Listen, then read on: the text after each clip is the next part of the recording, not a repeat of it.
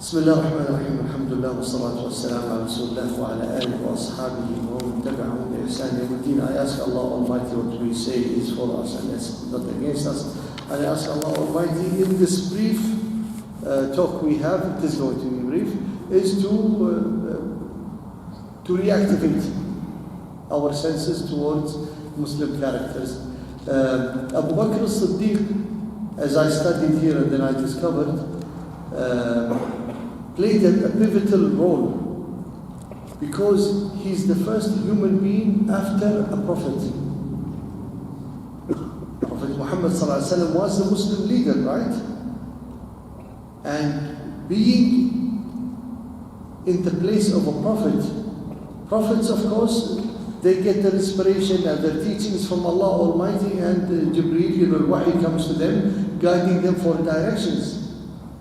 Abu Bakr as-Siddiq is a human being, so filling that huge gap is a great challenge, and it requires an extraordinary person to take that place and fill it up. His name is Abdullah ibn Uthman ibn Amr ibn Ka'b ibn Sa'd ibn Taym. He meets with the Prophet Muhammad ﷺ in the sixth grandfather. In the family tree, the sixth grandfather, they both meet together. Before Islam, he used to be called, his name was Abdul Ka'bah. And they say also Abdullah, Abdul Izzah. So the Prophet ﷺ changed his name, Abdullah, because Lat and Izzah are statues and Ka'bah is, the Ka'bah itself. And also another from his name, they call him Al-Atiq, which is the, in English you could say the protected or the spared. Why? Because his mother, every time she gave birth to a boy, the boy died. So when she gave birth to him, she took him to the Kaaba and she said, Allah, He is the one who, you protect him from death. He is to be protected from death. So Allah, inna hada atiquka min al-maut. Among the things that are known about him, before Islam, he never drank alcohol. It is permissible before Islam. So when they asked him, did you drink alcohol in your past? He said, A'udhu Billah. They told him, why? He said, to me, my dignity and my personality is kept. If I drink this, it degrades me. I cannot accept to see myself degraded by drinking that material. This is prior to Islam. It shows you how he is. As for his birth, he was born in the year of 51 before the Hijrah. He is younger than the Prophet Muhammad ﷺ by 2 years and a few months. His Islam, we move to another phase. About his Islam, people were tradesmen. They go to the north and the south of the Arabian, Peninsula. North during summer and south to Yemen during winter. رحلة الشتاء والصيف. So as he went to the Sham, which is Syria, Jordan, Lebanon, that Palestine, all that area, and came to Mecca. At that time, Allah has chosen the Prophet Muhammad ﷺ for the message. As he approached the borders of Mecca, were there people waiting for him, Abu Jahl, and he said to him, did they tell you about your friend? That is, he means Prophet Muhammad. So Abu Bakr said to him, you mean Muhammad? He said to him, yes. Did you hear what he said? He said, what did he say?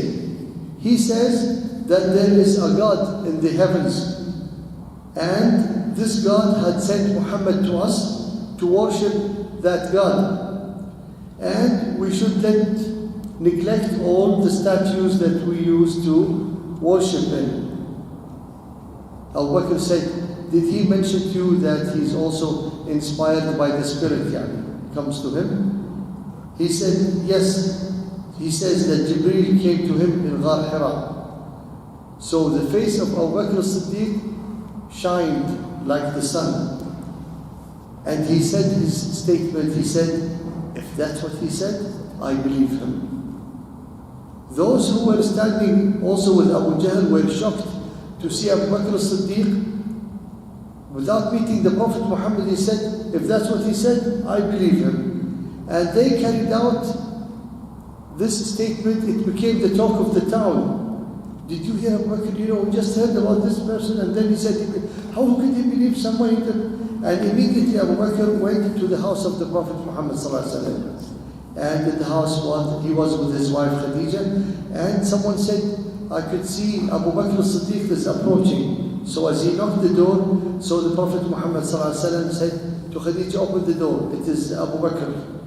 So the Prophet ﷺ went for him and they talked with each other. And then Abu Bakr said to the Prophet Muhammad ﷺ, is it true what I heard from the people? So the Prophet ﷺ said to him, what did you hear? He said that Allah Almighty had sent has sent you to worship Allah and not to associate anything with Allah.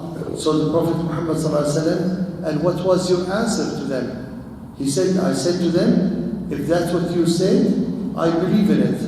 So the Prophet Muhammad ﷺ, his eyes were filled with tears and immediately hugged and kissed the forehead of the Prophet Muhammad of Abu Bakr as-Siddiq radiallahu anhu.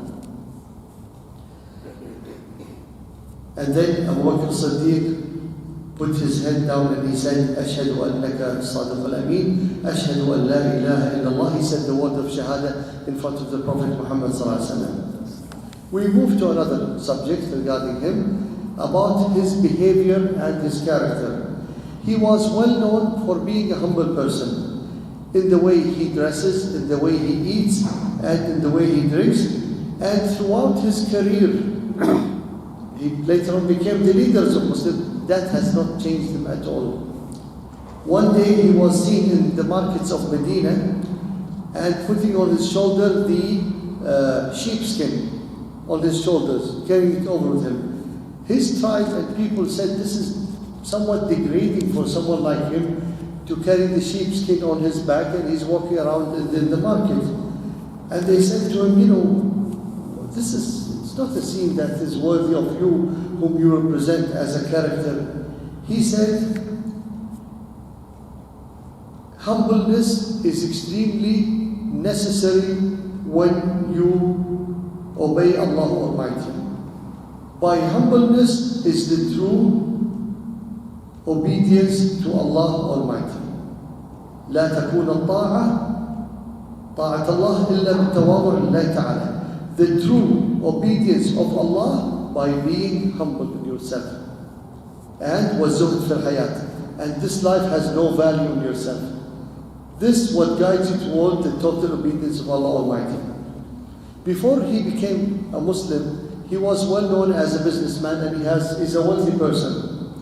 As he became a Muslim in Islam, he could not see anyone who is a slave or owned by someone not free. So his money was there to free up people from their masters, paying money in order to have them to become free people. And anyone who is needy, he immediately gives money to support him. And the last amount of money he had was to support the Muslim army in Ghazwat Tabuk. When he became the Caliph of Muslims, Umar ibn al-Khattab and Abu Ubaidah al-Jarrah saw him in the market, walking around the market. He's a Khalifa, he's the president. He walks around in the marketplace. And they asked him, what are you doing? You are the president of our people. Why are you in the market? He said, how am I supposed to feed my family? So immediately they told him, come with us. And they had a meeting with the Sahaba and decided as of that day he gets a salary from Bayt Mal Muslimin in order to dedicate his time fully toward Muslim issues rather than go in the marketplace and try to feed his family. We'll give you from Bayt al-Mal a certain amount of money and you don't have to work because your job is to supervise, to rule. Not to have your day spent trying to make money and feed your family. Here is the point that I mentioned also. When he started his office or became the rulers, he reminded the companions of the Prophet Muhammad ﷺ. The big difference between him as a leader and the Prophet Muhammad ﷺ as a leader. Between the leadership of a human being and the leadership of a prophet. And he said to them, the Prophet Muhammad ﷺ was protected by al-Wahy. Yani Jibreel was there, was telling him what is right, what is wrong. So there was no mistake or wrong decisions because he was always given the advice. But after the Prophet Muhammad, I ask myself, if I do something that is right, you support me. And the minute I take a wrong decision, immediately you intervene and show me it is wrong to get it corrected.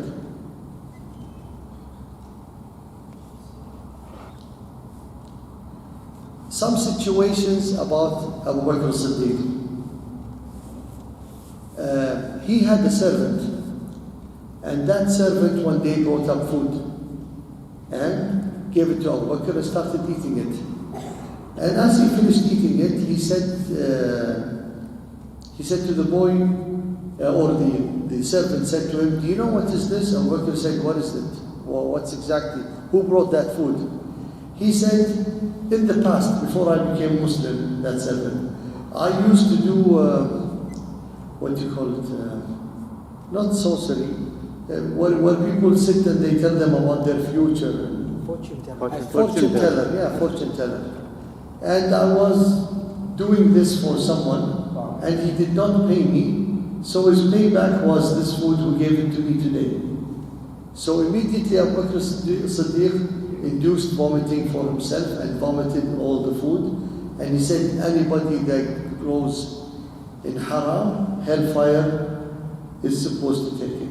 I don't want to build my body in anything that is haram in my body. This is one situation. The other one, when the Prophet Muhammad ﷺ made the journey of ascension, Isra al-Mi'raj, from Mecca to Masjid al-Aqsa, to Jerusalem, Masjid al-Aqsa, and all the way to the heavens, journey and the ascension, the people could not believe that. And they were gathered at the Kaaba talking to each other about what the Prophet Muhammad was telling them. So Abu Jahl went to Abu Bakr as-Siddiq and he said to him, listen, guess what about your friend is doing now? He has done something, catch up with him. I mean, he has gone really astray. So Abu Bakr was shocked. He thought something bad happened to the Prophet Muhammad ﷺ. He said, Abu Bakr, what have you done? Has something hurt him? He said, no. But he's there on the Kaaba. You can see him telling them that Allah Almighty had taken him all the way to Bayt al-Maqdis, and during one night he managed to go there and take the full journey and come back the same night. And now he is among us. Abu Bakr as-Siddiq, as he listened to this, he said, well, yes, I do believe him. I do believe him in something more than that Jibreel comes to him from Allah Almighty. So his ascension and journey all the way there is something even lesser of a belief. I believe it's something that is greater than this issue.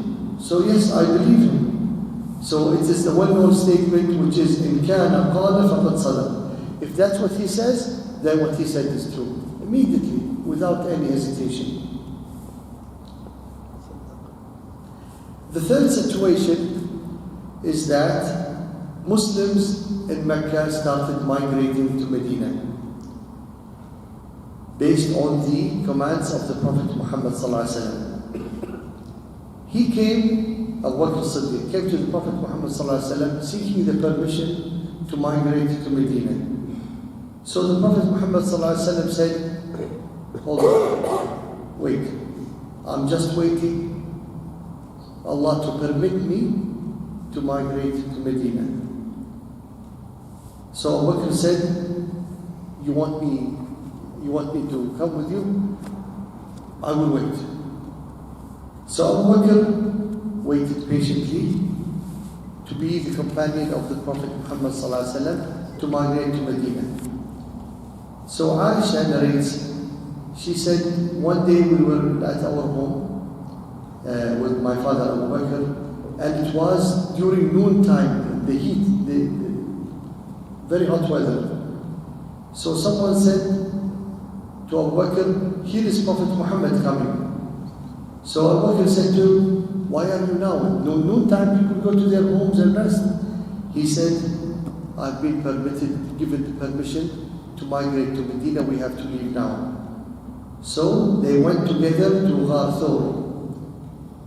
Immediately a manhunt happened from all the kuffar in order seeking the Prophet Muhammad ﷺ and Abu Bakr to try to chase them. So he and the Prophet Muhammad were in that cave, and Abu Bakr could hear their footsteps, and he was scared. And this statement that everyone knows, مَا ظَنُّكَ بِاثْنَيْنِ اللَّهُ ثَالِثُهُمَا. The Prophet Muhammad ﷺ looked at him and said, why are you worried? We are two and Allah is our third. So there's no need to be worried. As they continued the journey, Abu Bakr as-Siddiq never held the same position with the Prophet Muhammad ﷺ. Either he walks in front of him, or behind him, or to the right side of him, or to the left side.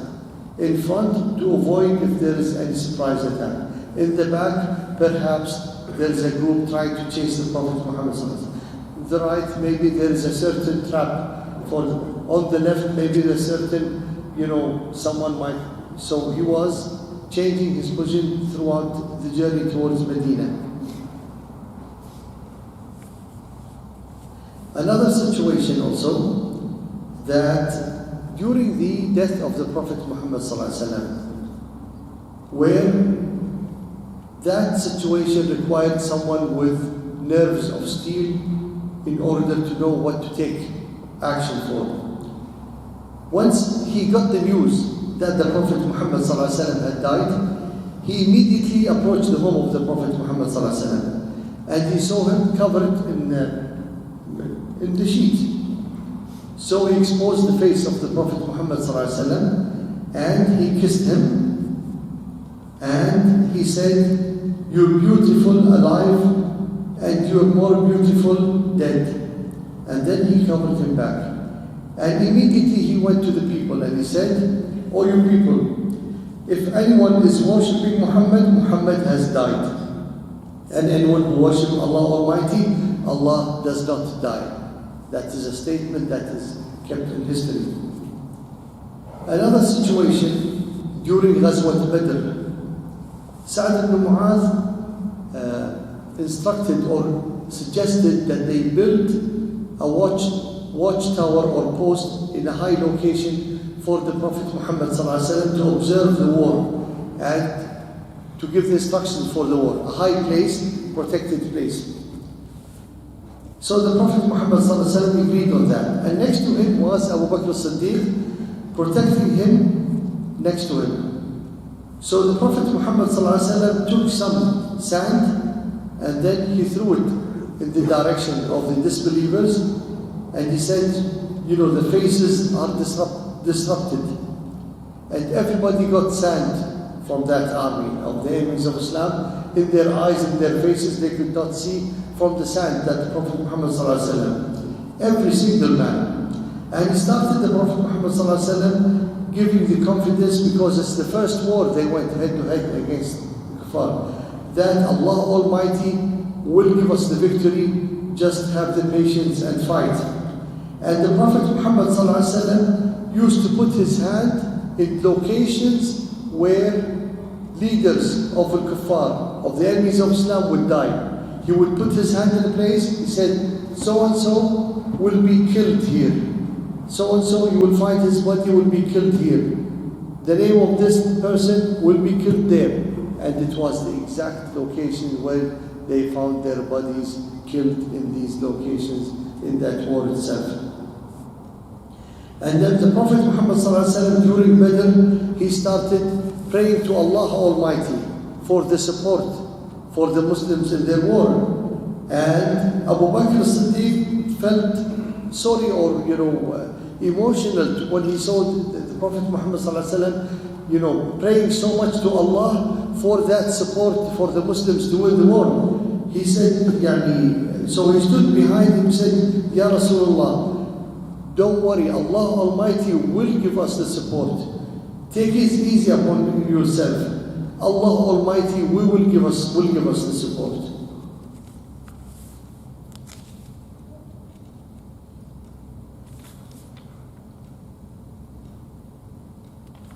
Another situation also in Sulh al-Hudaybiyah. When Muslims reached the truce with the non-believers in Mecca that they should return back, there was an agreement. Muslims were eager to open Mecca and enter, yet they told them to come next year. So the Prophet Muhammad ﷺ, in the beginning, they were against that truce or treaty. So Abu Bakr took the hand of the Prophet Muhammad ﷺ and said to everybody, he is the Prophet of Allah and we will not disobey him and Allah will give us victory. So take your positions and go back and you will get the victory. Also, another situation for him is that when he became the Khalifa of Muslimin, many people started not paying the zakat after the death of the Prophet Muhammad sallallahu alaihi wasallam. And that I will give you a brief about it here. Yeah. Before that, Abu Bakr as-Siddiq always told his army that went to fight the Romans, he said to them, do not kill children, do not kill elderly people or women, do not cut trees that have fruit, and do not kill animals like sheep or cow. If you pass by priests who are performing their prayers, don't do it in their own churches or selling whatever worship area. Don't touch them and just leave them as they are. Don't bother them. As for, I mentioned to you what happened is that when Muslims came back to Mecca and became Mecca part of the Muslims' territory, many people embraced Islam. And the short period between the liberation of Mecca, so to speak, and the death of the Prophet Muhammad ﷺ, that did not give them time for the faith to sink in. Many became Muslims but did not get the proper education about Islam. So the death of the Prophet Muhammad ﷺ shook them from the inside, so many of them reverted. He was a Muslim, then he went back to being a non-Muslim or a Muslim. Others, they said, we will not pay the zakat. Muhammad has died, why should we pay the zakat? For Abu Bakr, he saw that this situation, immediate action requires, a solid action has to take place.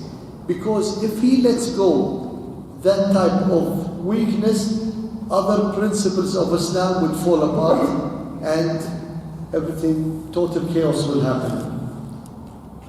So what he did is that a group of the tribes who refused to pay zakat took advantage at that time to meet up with Abu Bakr. The reason why they did that, not to discuss this issue with him, the same time the Medina, the army of Muslims at that time was there at war with the Roman Empire. So basically there was no army in the Medina. These tribes who did not pay the zakat wanted to, it's an opportunity to invade Medina since there are only old men and women, maybe children are there. So Abu Bakr refused to negotiate with them. And he prepared the Muslims And he had prepared, he gave the Ali bin Abi Talib and Zubair ibn Awam, Talha ibn Abdullah, Ubaidillah, Abdullah ibn Mas'ud, in order to set up an army of everybody in the Medina for any attack that would happen. So when this enemy came in and they thought that Medina had no army, because the army under the leadership of Osama was there to fight the Romans, all of a sudden everybody in the Medina became a fighter, from those who were in their homes, from the elderly and the women and the rest, and fighting the enemy, and the enemy escaped and ran away. So the Muslims followed them to their locations in a place called Dhil Qissa. And also they kicked them out of their village that they were in, these tribes. They kicked them out. And Abu Bakr gave Nu'man ibn Muqrin to be the leader of that area. After Abu Bakr won the war of the Qissa with those who are left in Medina, and after the arrival back of the army of Osama with the victory against the Romans, made a lot of the tribes who were shaky to follow the command of Abu Bakr as-Siddiq and to follow the principles of Islam. And Abdullah ibn Mas'ud, he said, we almost lost everything had it been the solid persistence of Abu Bakr as-Siddiq not to let go things and get out of control.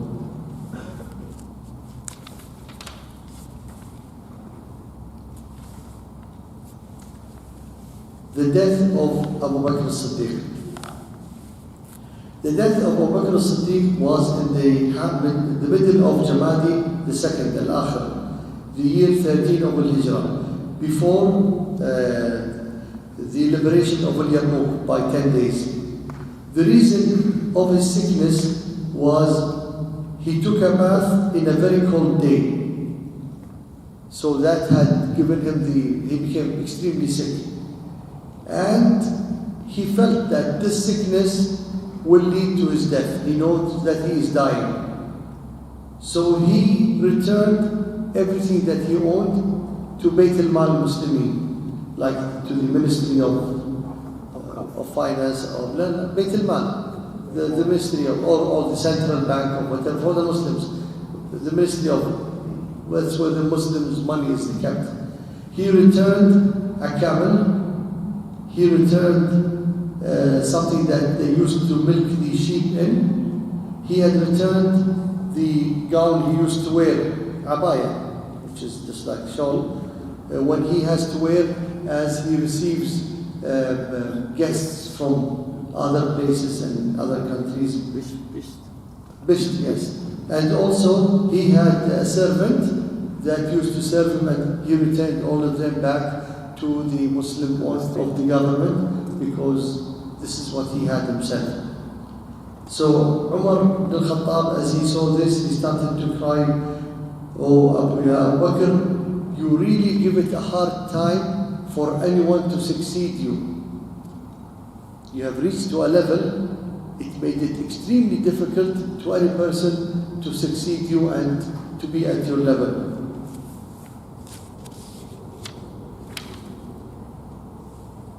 Ali bin Abi Talib said, "May Allah's mercy be upon you, Abu Bakr.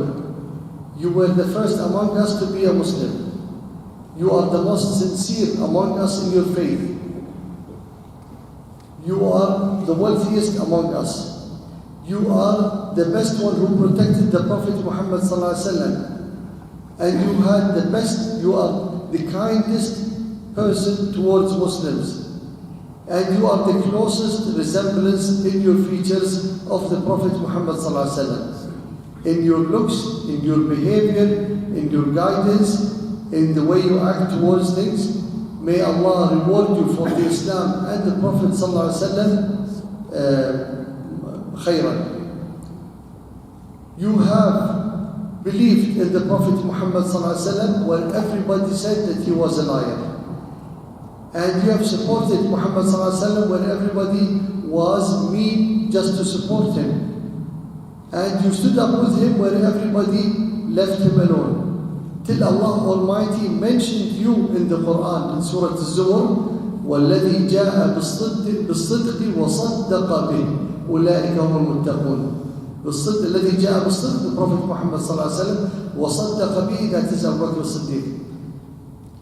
And you were in Islam as a protection and a fort. And to the non-Muslims and the enemies of Islam, you were true, adab, to them you are true pain and force against them.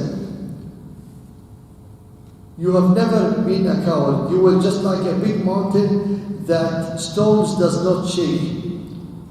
And you are, as the Prophet Muhammad ﷺ, small in your body, strong in your faith and following the commands of Allah, and humble in yourself and great towards Allah Almighty.